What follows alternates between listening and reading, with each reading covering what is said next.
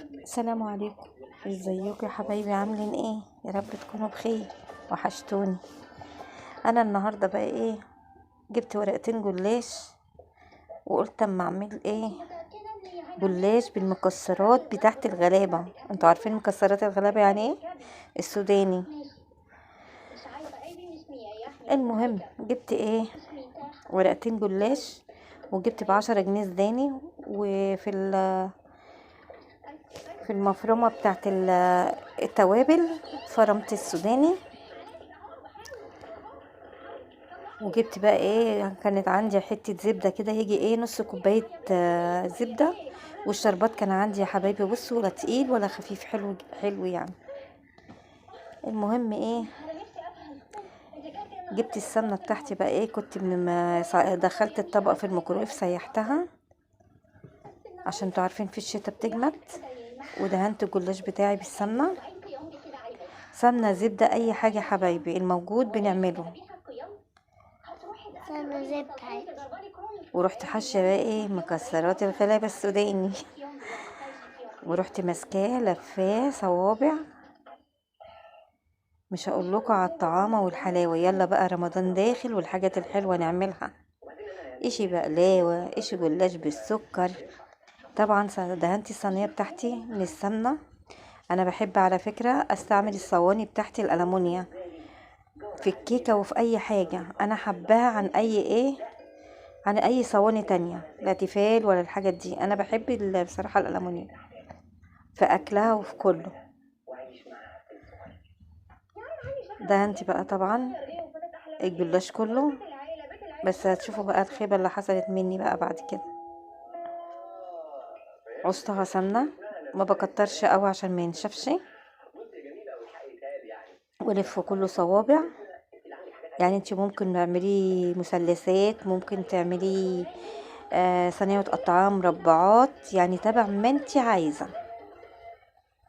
انا على فكره بصوا بقى الخيبه اللي هتحصل معايا دلوقتي. المفروض انا قبل ما اسقيه سمنه كنت ايه، قطعته. انا نسيت وعصته سمنه وحطيته كمان في الفرن، وافتكرت وانا لسه بحطه في الفرن رحت مطلعاه، رحت مقطعاه على طول. بدهن بقى، على فكره بنتي بتساعدني كتير قوي في المطبخ. بصوا بقى صينيتي بعد ما خلصت يا حبايبي. بصوا الجمال والحلاوه.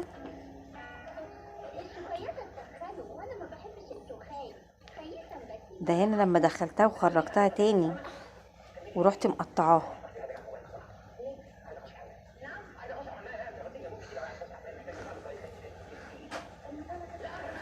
هقطع بقى الصوابع بتاعتي كلها بطرف السكينه، مش بالعرض بتاع السكينه، بطرف السكينه.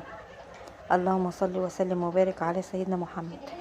المهم الشربات يا حبايبي بيتعمل. انا عملته كوبايه ونص سكر وكوبايه ميه. طبعا ما انتوا بتحبوا المسكر كده يعني. هنا هي خلصت والله يا حبايبي، ما قعدت. الشربات اللي انا كنت عاملاه اهو، بنص ليمونه وكوبايه ميه وكوبايه ونص سكر.